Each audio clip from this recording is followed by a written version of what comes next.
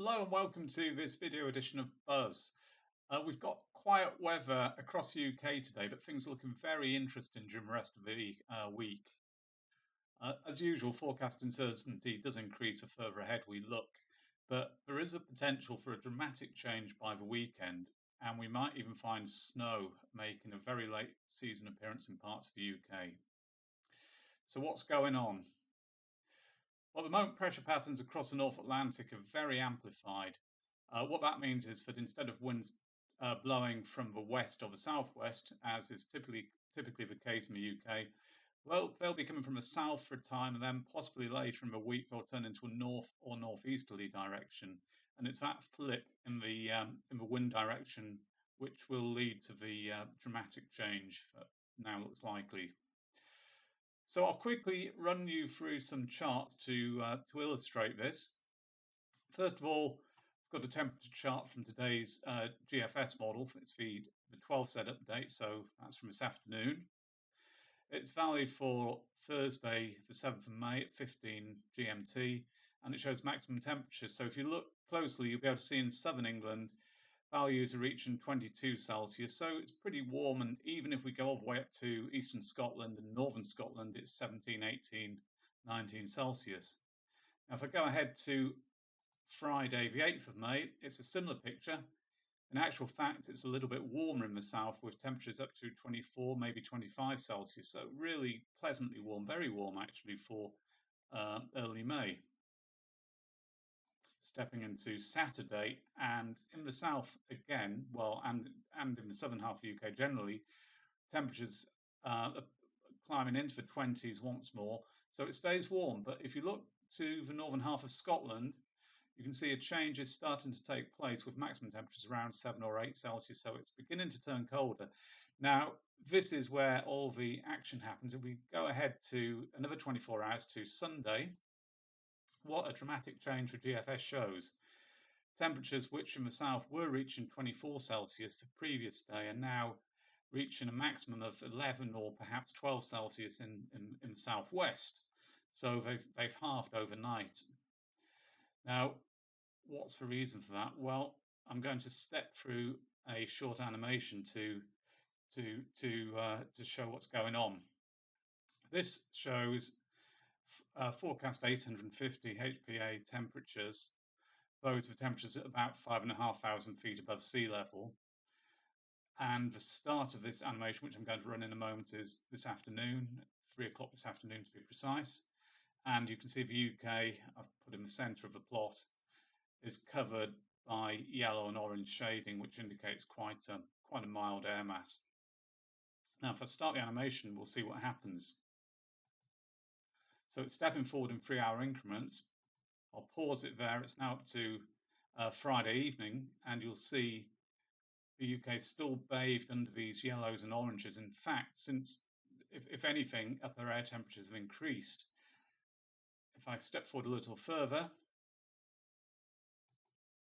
into Saturday, midday Saturday, you'll see that the +5 Celsius line is going across Northern Ireland and southern Scotland or northern England. So to the south of this, it's still pretty warm. In fact, upper air temperatures near the south coast, near London, and probably about 7 or 8 Celsius, with the +10 line down there over France. Now, if I keep going and look north, you'll see this blue air mass, which indicates very, very cold air for the time of year. In fact, that blue indicates the -10 or lower 850 air mass. So press play.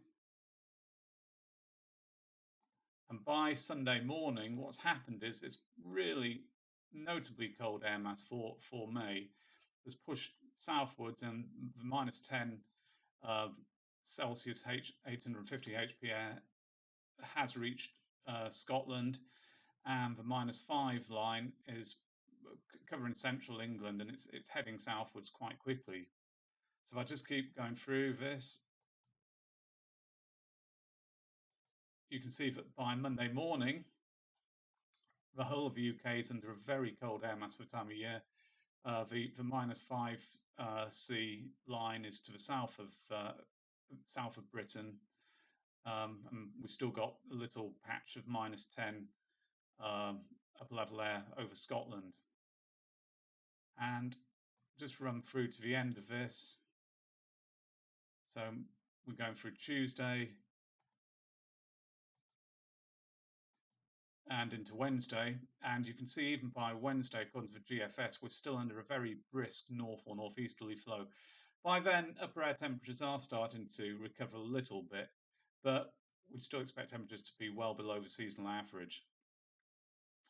So if I flip back briefly to GFS charts, and actually go to the GEFS chart, which is used to assess the probability of different outcomes, we can see on the upper half, the 850 HPA temperatures are forecast to actually fall off a cliff between the 9th of May and the 11th of May. We see this chart is for Inverness and the Highland region of Scotland, and it shows upper air temperatures of about +5 Celsius. And then within a very short space of time, 24 hours, really, they plunge with the average of all the runs heading down to about -10. So we're seeing a 15 Celsius drop in no time at all. Along the bottom here, we can see rainfall precipitation increases as that colder air heads southwards, and the likelihood of showers begins to rise. And if we look at the snow row, which shows how many runs in the Ensemble model are forecasting snow, we can see it goes from 0 up to 19 or 20, then to 21, out of a maximum of 23. So it's really a very high probability of snow according to the GEFS model for Scotland, or as I say, for the northern part of Scotland, probably 90–95% probability according to this. As we head south, I'll show you a couple more plots to see what happens. This one's for Newcastle, so up in the northeast of England, and we can see the snow row reaches 21, so it's still very high, in fact. So then it drops to 9 and then to 5 in the following 2 days. But that 21 indicates, as I say, a confidence level of over 90% that Newcastle or the surrounding areas, there is some higher ground to the further inland, which may well be more likely to see the snow. Could well see some wintry showers on Sunday, perhaps Monday. What about London and southern England? Well, as we can see, the upper air temperatures also fall off a cliff. It's a very similar pattern, but the snow row value only reaches a maximum of 2, which is actually suggesting something like a 9% chance of falling snow in southern England. So not out of the question. Much less likely, the focus of the snow, if there is going to be any, is likely to be in northeastern Britain, which will be in the front line of this particularly cold blast if it comes off. But as I say, I wouldn't entirely rule out some snow falling further south, and perhaps over Cotswolds or the Chilterns in showers.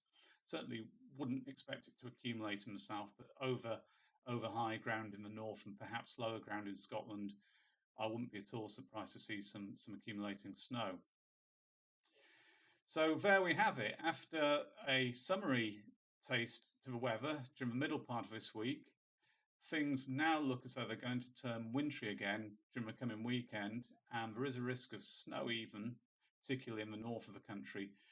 As I said, there is uncertainty about the extent and depth of the cold plunge this weekend, so it could still be moderated, but it's definitely something to keep an eye on at this stage.